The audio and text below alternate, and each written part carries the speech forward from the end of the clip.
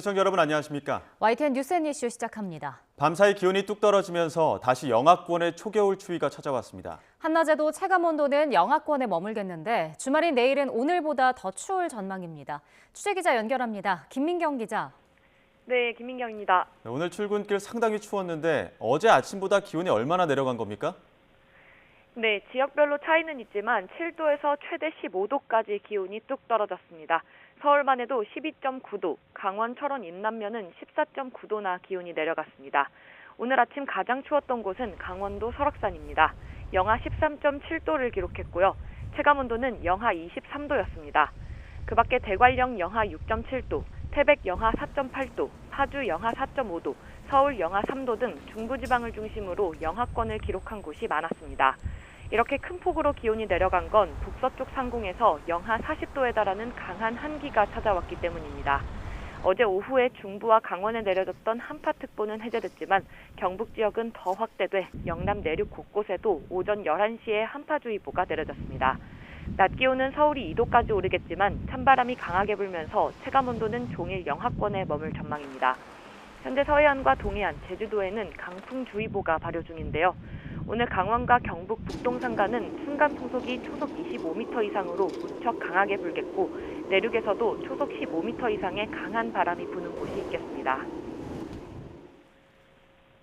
네, 또 내일 주말인데 오늘보다 날씨가 더 춥다고요? 네, 그렇습니다. 내일 아침 대관령 영하 12도, 경기 파주 영하 10도, 서울도 영하 6도 등 전국 대부분 지역이 올가을 들어 가장 추운 날씨를 보일 전망입니다. 특히 찬바람에 서울 등 내륙 지방의 체감온도는 영하 10도 이하로 떨어질 걸로 보여 이른 시간 야외 활동하시는 분들은 철저한 대비가 필요하겠습니다. 이번 추위는 일요일인 모레 낮부터 기온이 점차 오르면서 누그러지겠습니다. 하지만 다음 주에도 월요일 전국에 비가 내린 뒤 화요일부터 다시 영하권 추위가 찾아오는 등 기온 변화가 클 전망입니다. 기상청은 겨울이 시작하는 12월 초반까지 주기적으로 한기가 내려와 등락폭이 큰 기온 변화가 잦겠다며 각별한 주의를 당부했습니다. 지금까지 문화생활과학부에서 YTN 김민경입니다. 네, 전화 들으신 것처럼 오늘 영하권 추위가 찾아왔는데요. 겨울과 추위가 반가운 곳이 있습니다. 바로 겨울 스키장인데요. 오늘 개장한 강원도 스키장에 나가 있는 취재기자 연결해 보겠습니다. 홍성욱 기자. 네, 강원도 평창 모나용평 스키장에 나와 있습니다. 네, 오늘 개장 첫날인데 스키장 찾는 사람들 많습니까? 네, 그렇습니다. 겨울을 기다린 사람들의 발길이 계속해서 이어지고 있습니다. 가장 먼저 새하얀 눈을 마음껏 볼 수 있는 곳, 바로 이곳 스키장입니다. 온통 새하얀 눈 세상인데요. 강원 지역의 스키장들 지난주부터 인공 눈 만들기를 시작했습니다. 덕분에 이렇게 슬로프마다 두껍게 새하얀 눈이 가득 쌓여 있는데요. 리프트 탑승장에는 벌써부터 긴 줄이 늘어서기도 했습니다. 슬로프 위로는 스키와 스노보드를 타고 아래로 질주하는 사람들의 모습들도 보입니다. 넘어지고 미끄러져도 신납니다.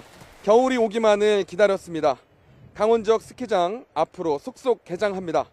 오늘 이곳 평창 모나용평 스키장과 휘닉스파크 스키장에 이어 내일은 홍천 비발디파크 스키장이, 다음 달 1일에는 춘천 엘리시안 강촌 스키장, 2일은 알펜시아 리조트 스키장, 8일에는 정선 하이원 스키장이 잇따라 문을 엽니다. 코로나19 방역 지침이 완전히 해제됐고 스키장 이용객은 지난 겨울부터 이전 수준으로 회복했습니다. 한 가지 걱정은 전국을 공포로 몰아넣은 빈대입니다. 본격적인 스키 시즌이 시작되면서 스키장 인근 숙박시설 이용하는 사람들이 늘어날 전망입니다. 강원 지역 자치단체들은 스키장과 함께 소독과 위생관리, 현장 점검을 강화하고 있습니다. 지금까지 강원도 평창 모나용평 스키장에서 YTN 홍성욱입니다. 과외 앱으로 만난 20대 또래 여성을 살해하고 시신을 훼손해 유기한 정유정에게 1심 법원이 무기징역형을 선고하고 위치 추적 전자장치 30년 부착을 명령했습니다. 재판부는 잔혹한 범행을 치밀하게 준비했고 아무런 관계가 없는 사람을 대상으로 했다는 점에서 엄중한 처벌이 필요하지만 정유정의 생명을 박탈해야 하는 특별한 사정이 분명히 있다고 보기 어렵다고 판결 이유를 설명했습니다. 위안부 피해자들이 일본 정부를 상대로 한 손해배상 소송에서 승소하자 일본 정부는 강력히 반발하는 한편 주일 한국 대사를 초치해 항의의 뜻을 전했습니다.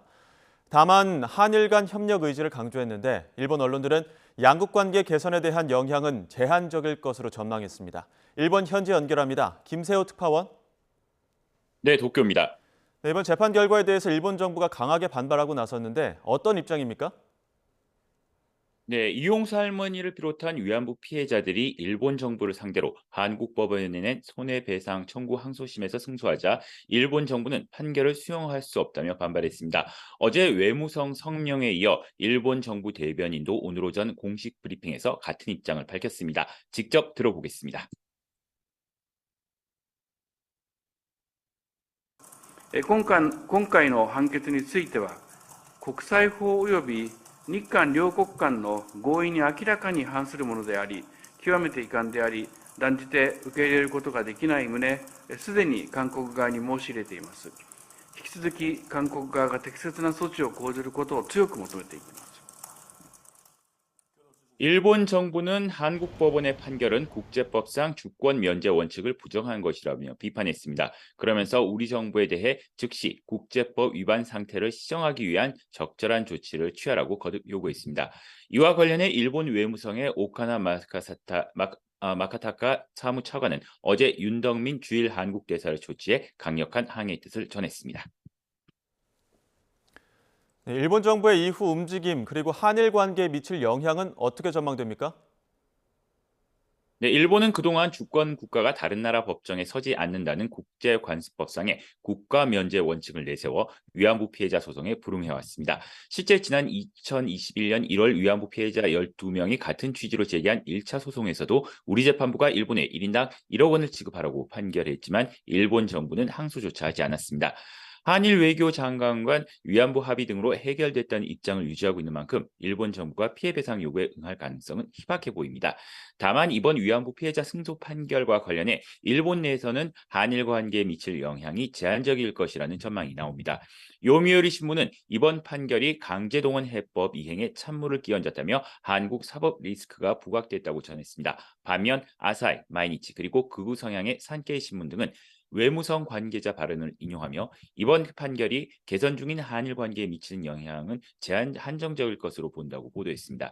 일본 정부 대변인도 오늘 브리핑에서 위안부 판결에 대한 일본 정부의 입장을 강조하면서도 북한의 거듭된 탄도미사일 발사 등 엄중한 전략 환경에서 한일 간 긴밀한 협력이 지금처럼 중요한 때가 없었다고 밝혔습니다. 그러면서 한일 두 정상의 리더십을 바탕으로 한일 관계를 적극적으로 움직여왔다며 한일 간 현안에 대해서는 긴밀히 의사소통을 하겠다고 말했습니다. 지금까지 도쿄에서 전해드렸습니다. 김정은 북한 국무위원장이 군사정찰 위성 발사 이틀 뒤인 어제 국가항공우주기술총국을 격려 방문해 군사정찰 위성 보유는 정당 방위권의 당당한 행사라고 말했습니다. 북한의 첫 정찰 위성 만리경 1호는 빠른 속도로 이동하고 있는데 하루 최소 2차례 한반도 상공을 통과하는 것으로 보입니다. 취재기자 연결합니다. 최도희 기자. 네, 통일외교 안보부입니다. 네, 김 위원장이 정찰 위성 발사 성공을 주장하면서 자축 행보를 이어가고 있죠. 네, 그렇습니다. 북한 매체들은 김정은 국무위원장이 군사정찰 위성 보유에 대해 정당 방위권의 당당한 행사라고 말했다고 보도했습니다. 김 위원장은 어제 군사정찰 위성 발사에 공헌한 국가항공우주기술총국을 방문해 과학자 그리고 기술자 등을 격려하면서 이같이 말했는데요. 이 정찰위성 발사 성공을 두고는 적대 세력들의 군사적 기도를 상시 장악하는 이 정찰위성을 우주의 감시병, 위력한 조준경으로 배치한 경이적인 사변이라고 강조했습니다. 또 북한이 전쟁 억제력을 획기적으로 제고했다며 더욱 분발해서 항공우주 정찰 능력 조성의 당면 목표를 향해 총매진해 나가자고 독려했습니다. 김정은 위원장의 딸 주에도 지난 9월 북한 정권 수립 기념일 이른바 구구절 열병식 참석 이후 약 2개월여 만에 모습을 드러냈는데요. 이와 관련해 오늘 오전 조선중앙TV의 관련 보도 잠시 보고 오겠습니다. 경애하는 김정은 동지께서 사랑하는 자제분과 함께 국가항공우주기술총국에 도착하시자 전체 참가자들은 천리희한의 예지와 강철의 신념으로 우주 강국화에 광활한 대공을 펼쳐주시고 주에는 같은 날 저녁 평양의 최고위급 국빈용 고급 연회장인 목난관에서 열린 정찰위성 발사 성공 자축연회에도 김 위원장 그리고 김 위원장의 부인 리설주 여사와 함께 참석했습니다. 네, 이런 가운데 북한의 첫 군사정찰 위성 만리경 1호는 빠른 속도로 이동하고 있다고요? 네, 그렇습니다. 만리경 1호는 하루 최소 2차례 한반도 인근 상공에 출현하는 것으로 보입니다. 이와 관련해 미국의 소리방송 VOA는 실시간 위성 추적 웹사이트인 엔투오가 미 우주군이 수집한 정보를 토대로 어제부터 만리경 1호의 위치 정보를 공개하고 있다며 이같이 보도했는데요. VOA는 또 이 위성이 고도 507km 내외에서 타원형 궤도를 그리며 지구를 돌고 있고 속도는 초당 7.61km로 하루에 지구 15바퀴를 돌 수 있다는 의미라고 설명했습니다. 또 위성 추적 웹사이트들의 관측을 토대로 만리경 1호가 오늘은 오전 10시 15분과 밤 9시 47분 그리고 밤 11시 20분 등 모두 3번 정도 한반도 인근 상공을 지나칠 것으로 보인다고 전했습니다. 내일과 모레엔 각각 2회와 3회씩 글피인 오는 27일엔 4번이나 한반도 상공을 지나칠 예정이라고도 덧붙였습니다. 이에 따라 만리경 1호가 지구 궤도에 진입한 사실엔 의심의 여지가 없다면서도 인공위성과 지상기지국 간 정상적인 교신 등을 통해 만리경 1호의 정상 작동 여부를 알 수 있다고 설명했습니다. 앞서 북한은 지난 21일 밤 첫 군사정찰 위성인 만리경 1호를 발사한 뒤 이튿날인 22일 새벽 발사 3시간여 만에 발사 성공을 주장했는데요. 이에 대해 한미는 북한의 정찰 위성이 정상적으로 궤도에 진입한 것으로 확인된다면서도 위성이 정상 작동하는지에 대해선 추가 확인이 필요하다고 밝혔습니다. 지금까지 통일외교 안보부에서 YTN 최두입니다. 정부가 김정은 북한 국무위원장이 군사정찰 위성 보유가 당당한 정당 방위권 행사라고 주장한 데 대해 개탄스럽다는 입장을 밝혔습니다. 김인혜 통일부 부대변인은 정례브리핑에서 북한이 유엔 안보리 결의를 명백히 위반하면서 한반도와 세계 평화를 직접적으로 위협한 행위를 자축한 것을 개탄스럽게 생각한다고 말했습니다. 이어 북한은 이제라도 도발과 위협의 잘못된 길에서 벗어나 대화와 협력의 길로 나와야 한다며 정부는 한반도 긴장 완화를 논의하기 위한 남북 당국 간 대화에 언제나 열려 있다는 점을 다시 한번 분명히 한다고 강조했습니다. 영국을 국빈 방문한 윤석열 대통령이 공식 환영식과 정상회담 등 3박 4일 촘촘한 일정을 마치고 프랑스 파리로 이동했습니다. 윤 대통령은 내일까지 파리에서 2030년 부산 엑스포 유치를 위한 막판 총력전을 펼칠 예정입니다. 파리에서 조은지 기자입니다.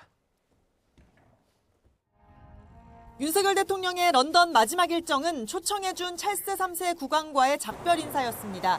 왕실 전용 차량인 벤틀리 리무진을 타고 버킹엄 궁에 도착해 부부 동반으로 사흘 연속 얼굴을 마주했습니다. 윤 대통령은 영국과 새 협력의 장을 열게 돼 기쁘다. 양국 국민이 큰 도움을 받을 거라고 말했습니다. 출국장에 왕실 관리실장이 배웅을 나왔는데 윤 대통령은 국빈 방문 기간 경호해준 경찰들과 일일이 압수하며 고마움을 전했습니다. 그리고 1시간을 날아 프랑스 파리, 2030년 부산 엑스포 유치전 때문입니다. 윤 대통령은 지난 6월 세계 박람회 기구 BIE 총회에서 영어 연설로 정상 차원의 전폭적 지지를 약속한 데 이어 5달 만에 결전지를 또 찾았습니다. 다음 주 화요일 밤 부산의 운명을 좌우할 최종 투표가 초읽기에 들어간 가운데 한 표를 호소할 각국 대표들을 파리에서 만나 마지막까지 홍보에 나선다는 계획입니다.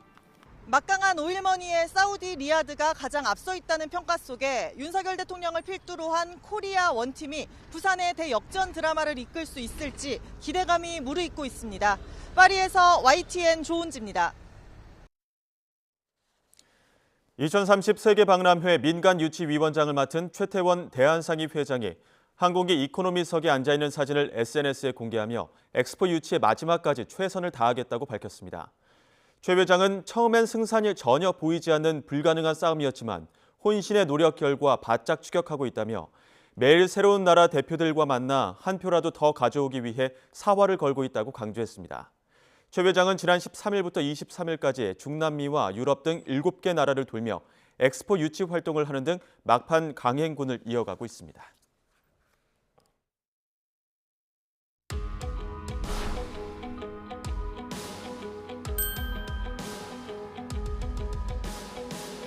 윤핵관이라고 일컬어지는 분들 험지로 나가든 아니면 불출마를 하든 희생과 좀 헌신의 그 필요성이 있다 하신 말씀은 당연한 말씀입니다. 지사님 같은 분이 많이 계시면 제 일이 좀 쉬울 텐데. 그래도 출력이 1년 반 동안 그냥 이재명한테 그냥 함몰돼가지고 당의 그 지도부가 가야 될 길이 아니다. 저는 그렇게 생각을 했거든요. 적극적으로 받아들이지 않고 시간이 끌다면은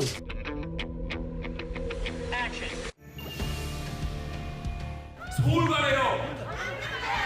서울을 가랍니다, 저거. 당대표의 처신은 당대표가 알아서 결단할 것입니다. 논개처럼 다 끌어안아버리세요. 그냥 논개처럼 다 끌어안아버리세요. 그냥 다 끌어안고 그냥 버리세요. 그래야 뭔가 변하지 뭐. 어떤 변화가 보이지 않으면 혁신 의원들이 다음 주 목요일 날 회의에서는 좀 아주 강한 메시지가 담기지 않을까. 혁신위하고 당 대표 사이에 이 싸움이 해결이 안 되면 둘 다 죽게 돼요.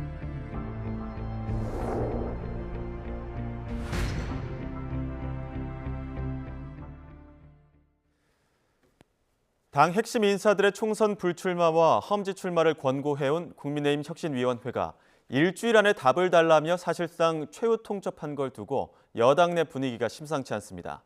지도부 내에선 정치적 의도가 담긴 것 아니냐며 반발하는 기류도 감지됩니다. 국회 취재기자 연결합니다. 박기환 기자. 네, 국회입니다. 네, 국민의힘 혁신위의 이른바 용퇴론을 둘러싸고 신경전이 거세지는 분위기죠.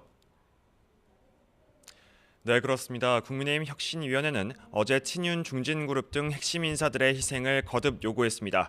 특히 다음 주 목요일까지 답을 주지 않으면 당 핵심 인사들의 총선 불출마와 험지 출마를 공식 안건으로 의결해 당 지도부에 건의하겠다고 밝혔습니다. 혁신위의 잇따른 요구에 당사자들이 호응하지 않자 사실상 배수의 진을 쳤다는 해석도 나왔는데요. 일각에선 혁신위 조기 예산 카드까지 거론되고 있습니다. 여기에 당내에서도 할 수 있는 건 뭐든 해야 한다며 지도부의 용단을 촉구하는 목소리가 나왔습니다. 직접 들어보시겠습니다. 저는 할 수 있는 모든 것들은 해야 된다고 생각을 하고요. 사사로운 거에 연연할 분이 아니시기 때문에 당을 위한 큰 여러 가지 결단을 하신다고 한다면 저는 하실 분으로 보고. 반면 혁신이발 초강수에 국민의힘 지도부 내에서는 반발 기류가 감지되고 있습니다. 당 핵심 관계자는 YTN과의 통화에서 혁신위는 총선 승리를 위한 기구라며 벌써 중진 사퇴 등 전략을 내보일 필요는 없다고 말했습니다. 결단할 수 있는 분위기와 시간도 필요하다면서 혁신위의 압박은 당장 김기현 대표를 사퇴시키고 비상대책위원회 체제로 전환하려는 의도가 아니냐고 비판했습니다. 앞서 어제 김기현 대표는 공석이던 최고위원 자리에 TK 출신 김석기 의원을 임명했는데요. 이를 두고 연이은 사퇴 압박에도 김기현 체제로 총선을 치르겠다는 의지를 강조한 거란 분석이 나왔습니다. 비대위 체제 전환을 위해선 당대표가 사퇴하거나 최고위원 가운데 4명 이상이 물러나야 하기 때문입니다. 국민의힘은 다음 주 월요일 공천심사에 영향을 미치는 당무감사 결과 발표도 앞두고 있어서 인적 쇄신론을 둘러싼 내부 파열음은 계속될 것으로 예상됩니다. 네, 민주당 상황도 알아보겠습니다. 최강욱 전 의원의 여성 비하 발언 후폭풍이 이어지자 지도부가 추가 조치에 나섰죠. 네, 그렇습니다. 최강욱 전 의원의 이른바 암컷 발언에 대해 이재명 대표는 어제 의원총회에서 몸가짐과 마음가짐, 행동과 말을 철저하게 관리해야 한다고 주문했습니다. 최 전 의원에 대한 비상징계 이후에도 중도층 등 민심이 심상치 않자 직접 조치에 나선 거라는 분석이 많습니다. 지도부는 또 내년 총선 후보자 검증과 공천 심사 등에도 막말 논란을 반영하는 등 강수를 꺼내들었습니다. 들어보시겠습니다. 이런 부정 사례들이 확인될 시에는 후보 자격 심사가 통과됐더라도 선거일 이전에는 후보 사퇴, 당선에는 의원직 사퇴 등을 포함한 당의 결정을 따를 거라는 내용을 다 참고하시면. 하지만 당내 소란은 잦아들지 않았습니다. 친명계 민영배 의원은 어제 최 전 의원이 한국 정치를 빗대 말한 소설 동물농장에서는 그 표현이 문제가 되지 않는다고 옹호했습니다. 남영희 민주연구원 부원장은 한 유튜브에서 뭐가 그리 잘못됐느냐며 오히려 당 지도부 결정을 비판했다가 오늘 아침 SNS를 통해 심려를 끼쳐 죄송하다며 부원장직을 내려놓겠다고 밝혔습니다. 비명계는 이에 대해 강성 팬덤에 기대려다가 생긴 문제라며 더 강력한 혁신을 촉구하고 있습니다. 여기에 총선을 앞두고 본격적인 계파 갈등 우려도 제기됐는데요. 당 지도부는 전당대회에서 권리당원의 표 반영 비율을 높이고 선출직 공직자 평가 하위 10%에 대해 경선에서 30%를 감산하는 조치를 발표했습니다. 지도부는 선을 긋고 있지만 비명계 내에선 공천 심사 과정에서 이른바 찍어내기를 하려는 것 아니냐는 의심을 거두지 않고 있습니다. 지금까지 국회에서 YTN 박견입니다. 네, 오늘의 정치권 이슈 김근식 전 국민의힘 비전전략실장, 복기왕 전 청와대 정무비서관 두 분과 이야기 나눠보겠습니다. 어서 오십시오. 안녕하세요. 먼저 김기현 국민의힘 대표, 인유한 위원장과 회동 뒤에는 조금 잠잠한 듯했었는데 김석기 의원을 최고위원으로 임명하면서 이거 비대위 없이 김기현 체제 총선 임할 것이다, 안정화한 것이다 이런 분석 나오고 있거든요. 어떻게 보십니까?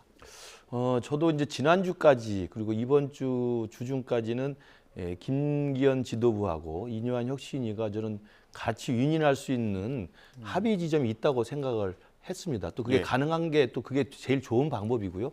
왜냐하면 이걸 좀 착각을 좀 하고 있는 것 같은데 그 혁신위에서 김기현 지도부에게 건의한 내용은 불출마나 험지 출마예요. 그러니까 희생과 결단이라는 게 뭐 아예 대표직을 내려놔라 이게 아니고 불출마나 험지 출마라는 결단을 좀 보여주면 영남의 중진이나 아니면 지도부나 아니면 친윤 핵심이라고 하시는 분들도 줄줄이 좀 그 부분에 대해서 좀 분위기를 좀 만들어가지 않겠느냐. 그러니까 그 내년 총선 승리를 위한 우리 당의 어떤 혁신의 선봉장이 돼달라는 권고였거든요.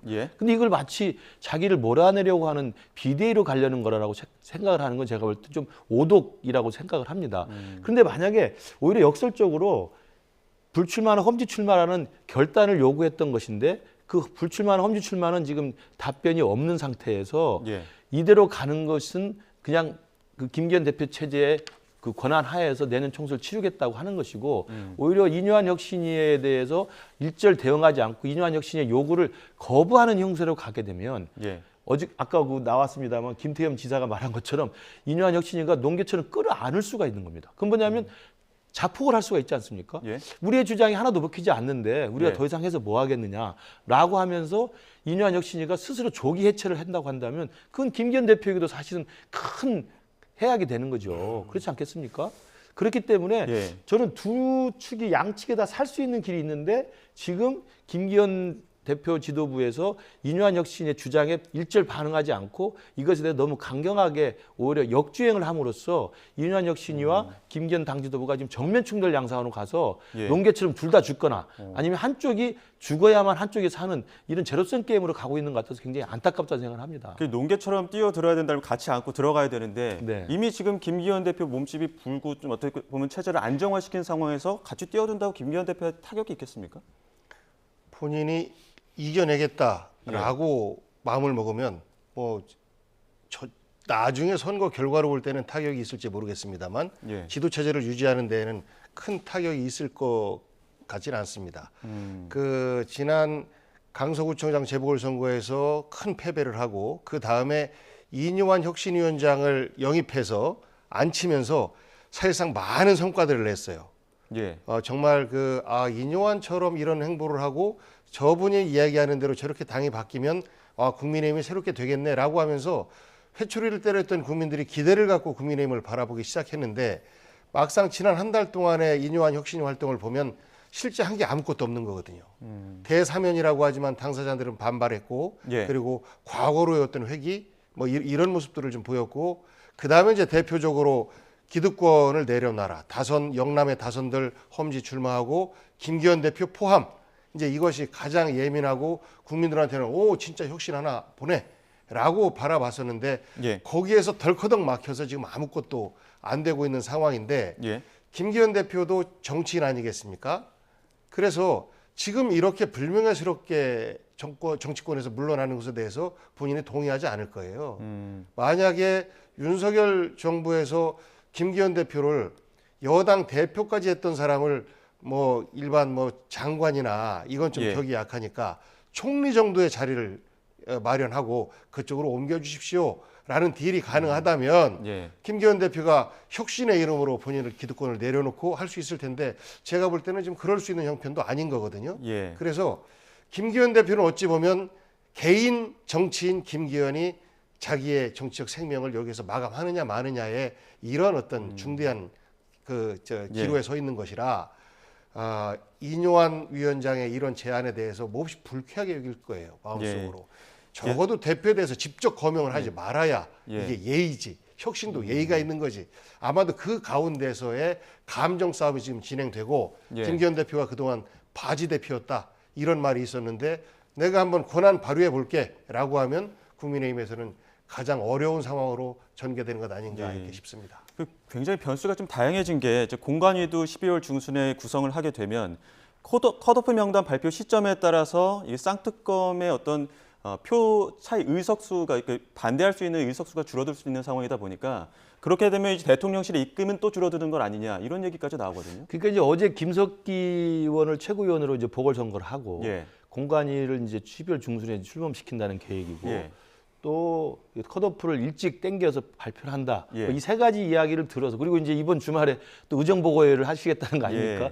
이런 걸 들어서 일부 언론에서 조용한 반란을 지금 준비하고 있는 게 아니냐. 그래서 이제 김기현 대표가 본인의 당대표 체제로 공고하게 입지를 다져서 최종 총선을 자기 주도하에 치르겠다라는 것으로 해석을 하는데요. 저는 그 컷오프 명단 발표와 쌍특검에서의 반대 의원 숫자가 줄어드는 것은 좀 지나친 비약이고요. 아니 컷오프 당했다고 그래서 내가 열받으니까 이게 김건희 특검 뭐 내가 찬성하는 입장으로 돌아서겠다? 이건 사실은 있을 수 없는 일이라고 봅니다. 근데 이제 만약에 컷오프 되고 나서 배제해서 명단에서 배제되고 나면은 나 탈당해야겠다 나가고 그렇게 되면 또 이준석 대표는 그쪽에 조금 이렇게 구애하는 좀 이야기들도 있기 때문에 정치라는 게 또 그렇게 막 비약적으로 할 수 있는 게 아니고요. 저는 그렇지는 않다고 보고 오히려 이제 지금 분위기는 그 언론에서 제기하는 것처럼 김기현 대표가 희생과 결단을 택하기보다는 제가 아까 말씀드린 희생과 결단은 대표직 사퇴가 아닙니다. 험지 출마나 불출마 선언입니다.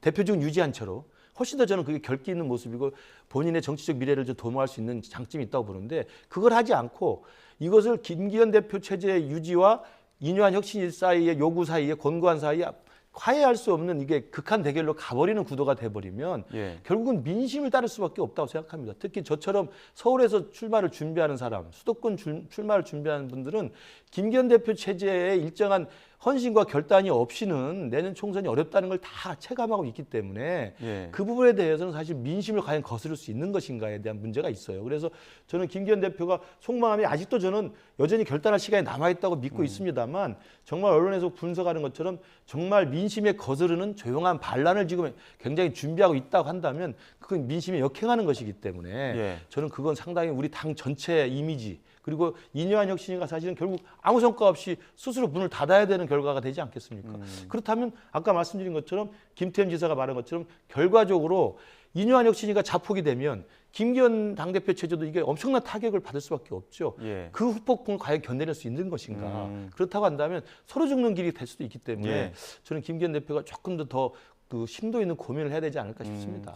여전히 결단의 시간은 남아있다는 말씀이신데 어떻게 보십니까? 김기현 대표 결단의 시간은 남아있다고 보십니까? 아니면은 지금 어떤 여러 가지 변수들이 있기 때문에 어떤 고민을 좀 하고 있을까요?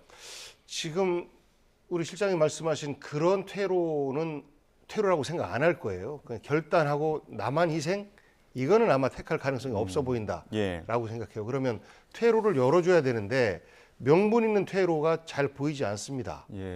그러면 이제 인유한 위원장이 정말 논개처럼 조기 종료하고 조기 종료하고 이제 뭐 희망이 없다라고 이제 하는 수밖에 없는데 그것에 대해서 김기현 대표가 만약에 그간에 용산과 인유한 위원장 간에 따로 어떤 그 물밑거래나 이런 것들이 있었다라는 것에 대해서 슬쩍 한마디만 흘리면 예를 들어서 용산 같은 경우는 굉장히 난리가 나는 거거든요. 그러면 오히려 윤석열 대통령의 지지율이 낮은 것을 활용해서 현 대통령을 비판하면서 국민의힘을 대안 있는 어떤 그 정당으로서 독자적 정당으로서 이렇게 만들어 가겠다라고 하면 또 하나의 새로운 길이 될 수도 있어요. 그러면 과거에 얘기했던 윤석열 대통령발 신당 뭐 이런 것들이 또 새로 부각될 수도 있을 텐데 그러하니만큼 지금은 김기현 대표에게만 궁지에 몰고 헌신을 이렇게 요구하는 것이 아니라 저는 윤석열 대통령의 지혜가 정치적 지혜가 지금 필요한 것 아닌가 싶습니다. 예. 제가 봐도 이제 윤심이 과연 어디에 있느냐 이게 이제 귀추가 주목되는 부분이고 어제 의총에서 이제 논란이 있으면서 이용 의원이 뭐 비대위는 안 된다라고 이야기했던 것이 윤심이 실리느냐라는 기사도 있습니다만 저는 개인적으로 이용 의원의 그 발언은 윤심이라기보다 영남 기득권 카르텔의 입장을 대변한 장심일 수 있다. 그렇기 때문에 아직은 윤심에 대해서는 제가 볼 때 아직 저는 기대를 하고 있다고 생각합니다. 다만 그 윤심이 있느냐 없느냐에 따라서 이 문제가 정리될 게 아니라 민심을 봐야 됩니다. 윤심이 민심과 같이 가면 그 윤심은 올바른 윤심인 거예요. 지금까지 윤심 문제가 됐던 것은 민심에 거스르는 윤심을 그대로 받아먹었기 때문에 우리 당이 문제가 됐던 거 아닙니까? 저는 그렇기 때문에 지금 김기현 대표가 행여라도 저는 그렇게 믿고 싶지 않지만 행여라도 정말 민심을 따르는 민심을 순응하는 윤심에 저항하는 거라고 한다면 지금 장제원 의원의 지금 모습처럼 그렇다면 이게 제가 볼 때는 자기들한테 필요할 때는 친윤으로서 김장연대를 하다가 자기가 좀 불리하니까 이제 반윤으로 그럼 김장연대를 하는 겁니까? 제가 볼 때 국민들이 가만히 있지 않을 겁니다. 저는 그래서 윤심이 어디에 있느냐가 중요한 게 아니고 민심이 어디 있는가를 정확히 봐야 되고요. 그 민심의 흐름에서는 인류한 혁신위가 주장하는 그 중진과 지도부와 친윤들의 희생과 결단은 거의 과반수 이상이 찬성하고 있어요. 또 수도권의 민심은 더욱더 그렇거든요. 그것에 대해서 책임 있는 지도부로서 저는 입장을 분명히 가져야 된다. 거기에 저항한다면 저는 친윤 김장연대가 갑자기 반윤 김장연대라는 달면 삼키고 쓰면 뱉는가. 저는 비난을 피하기가 어렵다고 생각합니다. 어떻게 보면 그 희생 요구에 대해서 중진이나 지도부 친윤도 방어선을 더욱 두텁게 하다 보니까 혁신위도 다시 한번 칼을 빼들었습니다. 지금 정식으로 의결해서 뭐 최고위에 송부하겠다, 뭐 불출마, 험지 출마 이런 부분에 대해서 그리고 또 혁신위원 일부는 또 사의 표명하기도 했고요. 이런 상황에서 과연 움직일까요? 마지막 논개가 이제 되는 건데요. 다음 주에 논개가 되겠습니다라고 하는 건데 과거의 논개는요. 외놈 장수가 방심하는 틈에 뛰어들었는데 지금 김기현 대표는 준비를 다 한 것 같아요. 어느 정도 방어선이 좀 있죠. 그렇죠. 그렇죠. 논개가 되어서 같이 일종의 등기어진이라고 하지 않습니까? 무협지용어로 피할 것 같습니다. 그래서 어렵더라도 내가 제대로 된 대표로서의 역할을 하겠다. 옥새는 나한테 있다. 공천권은 내 도장에 찍혀야 된다라고 버티면 방법이 없습니다. 아무리 윤석열 대통령이라고 해도 갑자기 뭐 구속시키지 않는 이상은 방법이 없어 보여요. 그런데 지금 이제 국민의힘의 혁신 과정을 보면 지난 한 달 동안은 여러 가지 퍼포먼스를 통해서 잘 해왔는데 비로소 지금 이제 민낯이 드러나는 과정이에요. 말씀하신 것처럼 혁신은 첫 번째가 민심이어야 되는 것이고 두 번째로는 집권당은 대통령과의 호흡을 어떻게 맞춰야 될까라고 해서 윤심도 굉장히 중요합니다. 그런데 이 두 가지가 삐걱삐걱대면서 저는 아까 이용 의원 얘기하는 것이 전 지금 현재 국민의힘의 단면을 본다고 생각해요. 민심, 윤심도 아닌 내 선거에 유리하냐 불리하냐.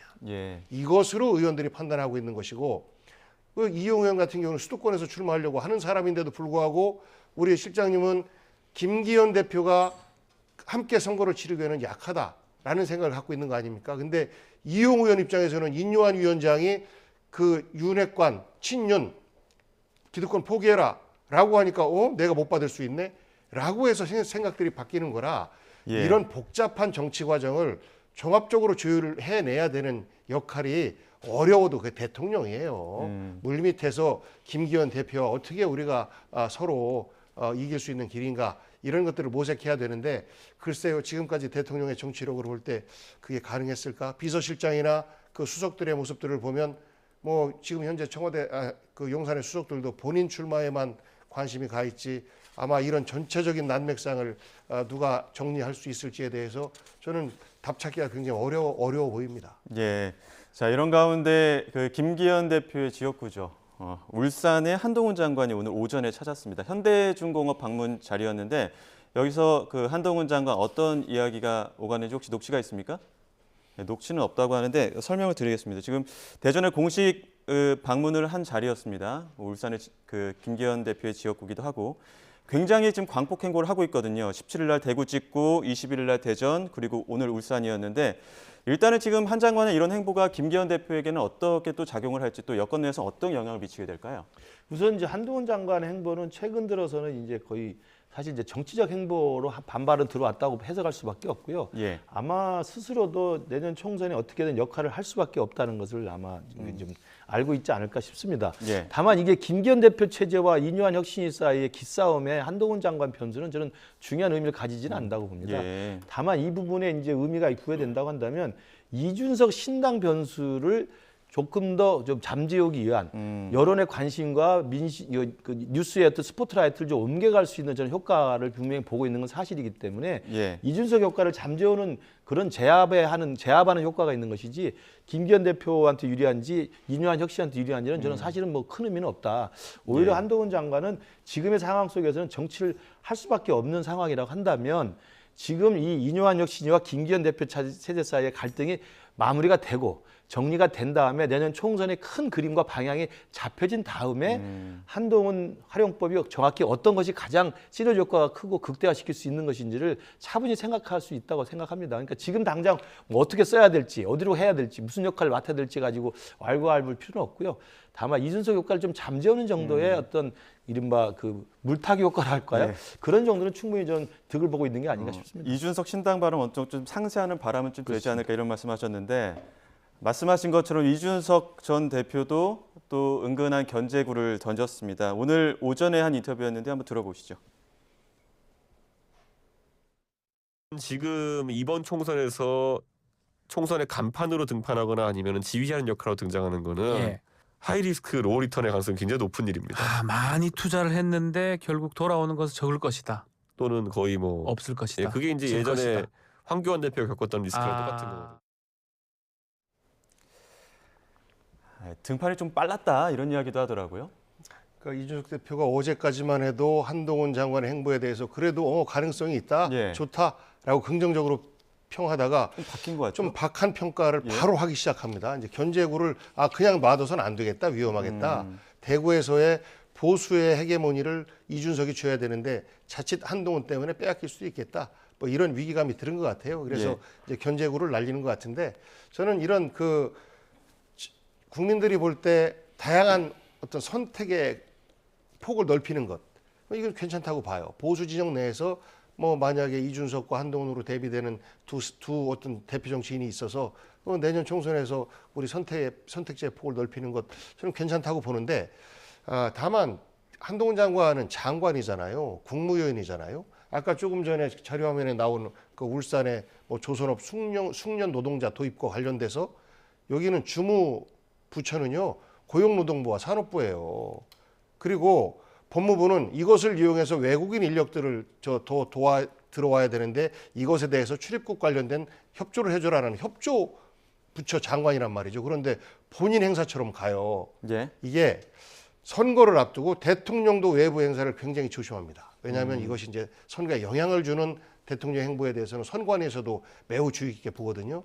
예. 그러니까 지금 한동훈 장관의 이런 행보도 매우 안 좋은 것이고 또 국토부 장관 같은 경우에도 뭐 그 윤핵관과 가까운 분들의 지역, 대통령과 가까운 사람들의 지역 돌면서 이것저것 뭐 이분과 같이 하면 할 거다 이런 이야기들을 하고 다니는데 이런 전체적인 것이 당장은 득이 되는 것처럼 느낄지 모르겠어요. 그런데 그거는 과거 80년대, 90년대 일이고 예. 지금은 우리 국민들이 그런 거에 속지 않습니다. 정정당당하게 하고 한동훈 장관도 장관 빨리 내려놓으시고 본격적으로 정치권에서 정치인으로서의 자기 행보를 하면 저는 이준석과 향후 뭐 보수의 리더로서의 경쟁을 뭐 멋있게 할 수 있을 것 같습니다. 예, 근데 또 만약에 그 윤석열 대통령에게 어떤 각을 세워야 된다. 이준석 전 대표, 그러니까 한동훈 장관이 현 정부에 각을 세워야 된다.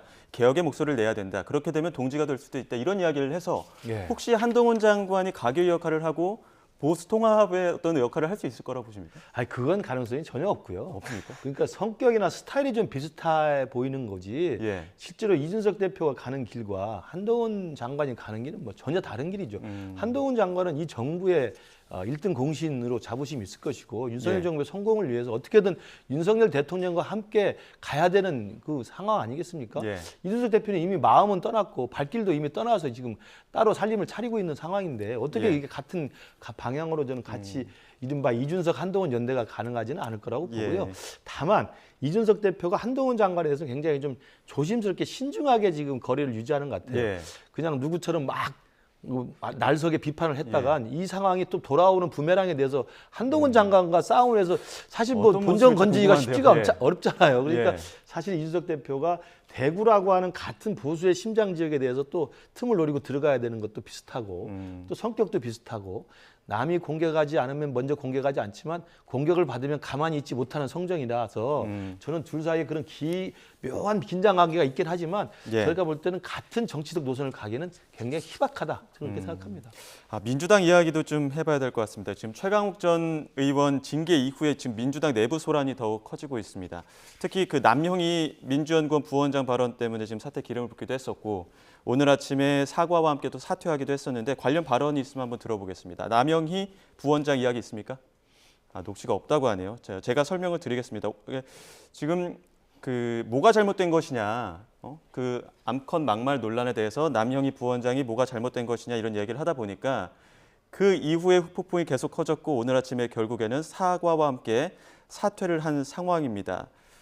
지금까지 어떤 과정들 봤을 때는 일단 민주당 의견 한번 들어보겠습니다. 최강욱 의원이 적절하지 못한 표현을 한 것, 그리고 대표가 윤리심판원의 어떤 절차 과정을 거치지 않고 비상징계를 통해서 발빠르게 대처한 것, 뭐 저는 매우 적절했다라고 봐요. 그런데 이것에 대해서 이미 당에서 결정이 났는데도 불구하고 다른 목소리를 낸 어떤 그 정치인들, 저는 똑같이 언행에 좀 조심해야 되는 것 아닌가 싶습니다. 곧바로 사과를 했습니다. 그리고 이제 본인이 맡고 있는 당직도 사퇴를 했는데 이런 이슈를 길게 끌고 가서 좋을 것이 아무것도 없는데 왜 그러냐면 지금 국민의힘도 그렇고 민주당도 그렇고 경선이라는 것을 앞두고 있어서 경선 때는 지지자들에게 호소를 하는 것이 유리해요.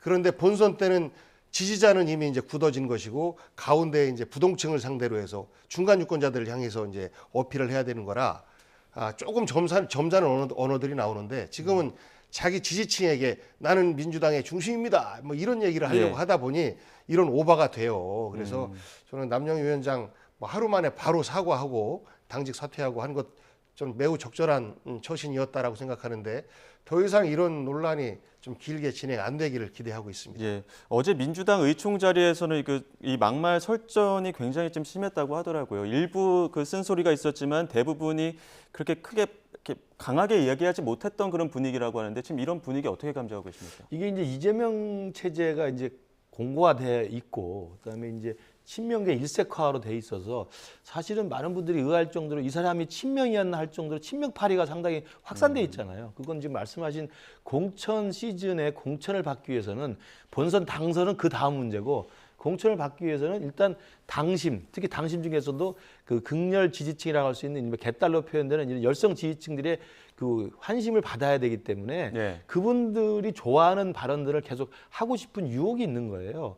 그러니까 그런 것들이 바로 이제 그 민영배 의원이라든지 민영배 의원은 광주 광산구 아닙니까? 공천만 받으면 사실 이꼴 바로 당선인 지역이고 그렇기 때문에 그런 어떤 유혹에 노출되다 보니까 남영희 부원장 같은 경우도 저렇게 와서 사실 해서는 안 될 말들을 하고 있는 것이어서 저는 이러한 그 민주당 내의 막말이나 여성 비하 논란이나 이런 것들이 제어되지 않는 브레이크가 없는 기관천처럼 갈 수밖에 없는 것은 아까 말씀드린 친명 일색화된 차제에서 공천을 눈앞에 둔 이른바 개딸들 환심사기 이 전략이 계속 누구들한테나 지금 필요하기 때문에 그게 아마 정리되지 않는 한 저는 공천 때까지는 서로 간에 아마 경쟁적으로 이렇게 할 가능성이 있다 저렇게 생각합니다. 그거에 대해서 한 가지 변명을 하면 조용히 처리하자라고 하는 것은 그건 애당심을 갖고 있는 의원들은 다 마찬가지입니다. 이거를 이런 일이 있어 하고 언론에다 대고 이런 정치인이 민주당에 있으면 안 됩니다라고 하는 것은 본인 정치하는 거거든요. 당에는 마이너스가 되는 거예요. 그래서 실제 많은 여성 의원들과 의원들이 이 부분에 대해서는 빨리 정리를 해야 된다라는 의견들을 내부에서 조용히 전달했기 때문에 이재명 대표도 대표의 권한을 이용해서 비상징계를 빨리 할 수 있었다라는 말씀드립니다. 아무것도 안 한 게 아닙니다. 알겠습니다. 여기까지 듣도록 하겠습니다. 지금까지 김근식 전 국민의힘 비전전략실장, 복기왕 전 청와대 정무비서관 두 분과 함께했습니다. 오늘 말씀 고맙습니다. 고맙습니다.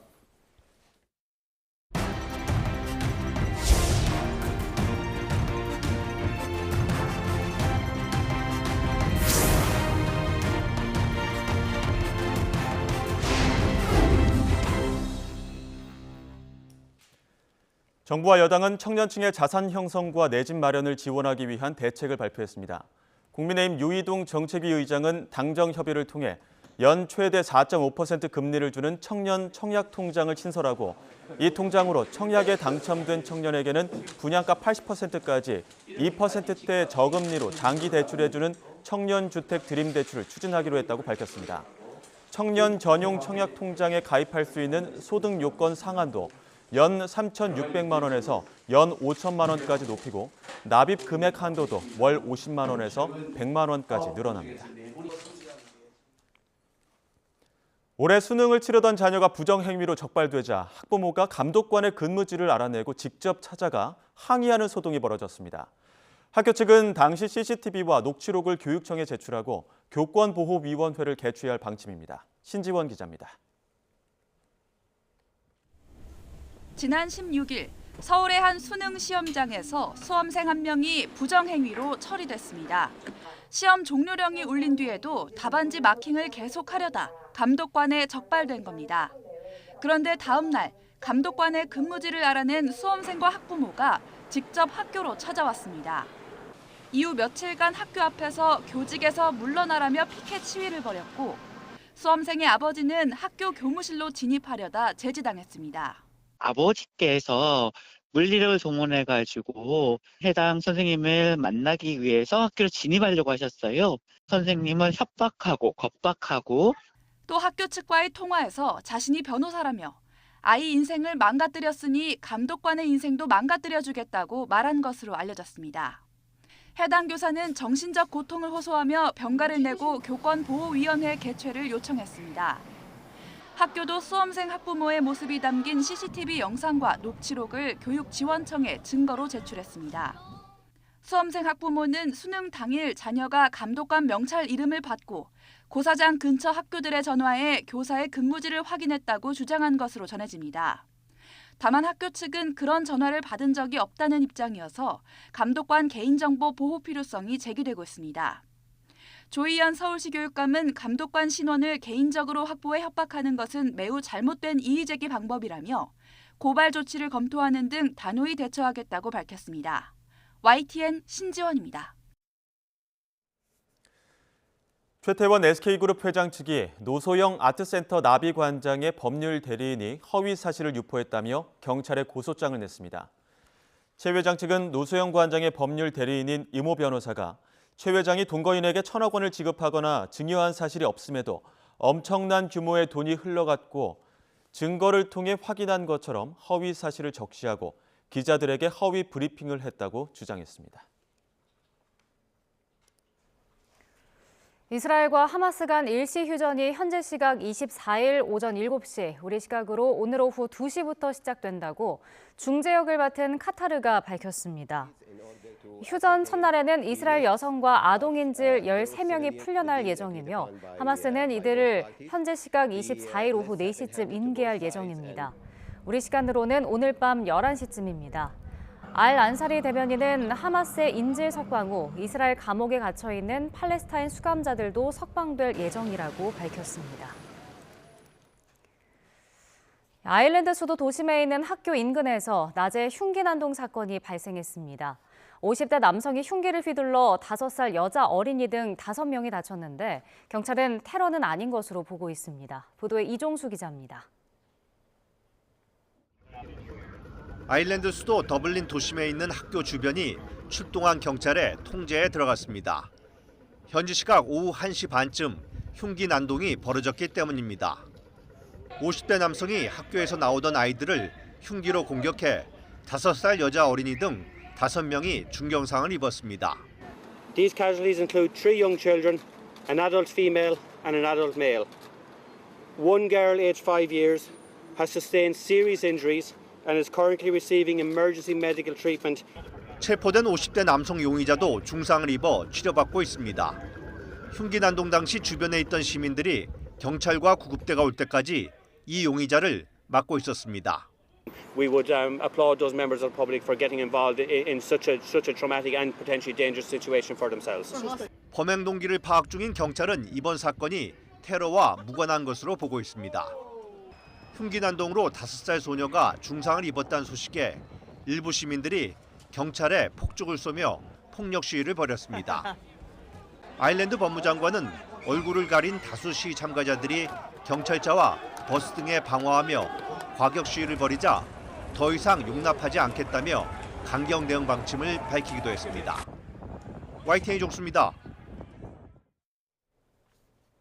경찰이 마약에 취한 채 여객기 비상문을 강제로 열려고 한 20대 승객의 신병 확보에 나섰습니다. 인천경찰청 공항경찰단은 지난 21일 미국 뉴욕에서 출발해 인천국제공항으로 향하던 대한항공 여객기에서 비상문을 강제로 열려고 시도한 혐의로 26살 A씨에 대한 구속영장을 신청했습니다.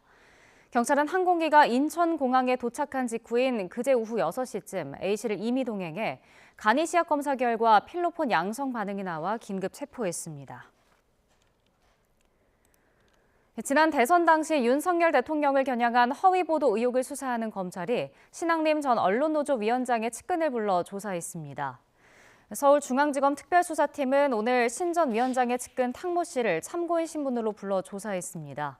탁 씨는 기자들과 만나 지난 2021년 9월쯤 대장동 관련 의혹 보도에서 화천대유 자산관리 주식회사의 이름을 접하고 김만배 씨가 연관된 것 같다며 신 전 위원장에게 이야기한 적이 있다고 말했습니다. 정부가 온라인 공간 살인 예고 글 게시자에 대해 두 번째로 손해배상 청구 소송에 나섰습니다. 법무부는 오늘 살인 예고 글을 올려 대규모 경찰 인력과 공권력 행사를 방해한 게시자에 대해 손해배상을 청구하는 소송을 제기했다고 밝혔습니다. 소송 대상은 지난 8월 인천과 김포 등 공항 5곳에 폭탄을 설치해뒀다며 나오는 사람들을 모두 살해하겠다는 글을 6차례 올린 게시자로 최근 1심에서 징역 1년 6개월을 선고받았습니다. 주말을 앞두고 다시 매서운 추위가 찾아왔습니다. 오늘 아침 설악산이 영하 13.7도, 대관령 영하 6.7도, 서울도 영하 3도까지 뚝 떨어졌는데요. 수도권과 강원도에 내려졌던 한파특보는 해제됐지만 영남 지방은 특보가 더 확대됐습니다. 오늘 낮 기온은 어제보다 10도 이상 낮겠고 찬바람의 체감 온도는 영하권에 머물겠습니다. 서울 2도, 대전 5도, 광주와 대구 6도가 예상됩니다.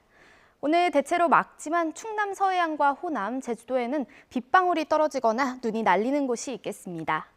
해안가를 중심으로는 강풍주의보가 발령 중입니다. 동해안에는 건조주의보가 내려져 있어 산불 등 화재가 발생하지 않도록 각별히 유의하셔야겠습니다. 내일은 서울 아침 기온이 영하 6도까지 곤두박질하며 올가을 최고 추위가 찾아오겠고요. 다음 주 월요일에는 추위가 잠시 누그러지겠지만 중서부와 호남 지방에 비나 눈이 내릴 전망입니다. 날씨였습니다. 이어서 뉴스앤이슈 2부가 방송됩니다. 저희는 잠시 뒤에 돌아오겠습니다.